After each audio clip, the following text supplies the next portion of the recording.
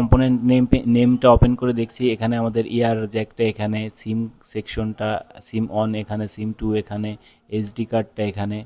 হ্যাঁ, তারপর হচ্ছে ডিসপ্লে যে আইসিটা, গ্রাফিক্স আইসিটা এটা।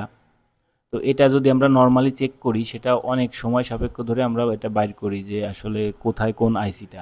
তো এই যে চার্জার, চার্জিং সেকশনের চার্জার আইসিটা এটা। তো ইন্টারনাল স্টোরেজ এটা, চিপসেট সিপিইউ এটা, অডিও আইসি এটা। তো এইভাবে আপনি খুব সহজেই আপনার কম্পোনেন্ট নেমগুলো দেখে নিতে পারবেন। এটা তার উল্টা পাশে এখানে নেটওয়ার্ক সেকশন, আরএফ আইসি, ওয়াইফাই, ব্লুটুথ আইসি, পিএ, 2GP আইসি, 3GP আইসি এবং পাওয়ার আইসি। এই আইসিটা বটম পার্টে আছে। তো এটা আমাদের কম্পোনেন্ট নেম পার্ট, এটা আমরা দেখলাম। এখন আমরা চার্জিং সেকশনটা দেখব। তো চার্জিং সেকশনে আমাদের 5টি, যারা মোবাইল সেকশনে কাজ করে থাকেন এবং প্রপার নিয়মে শিখেছেন তারা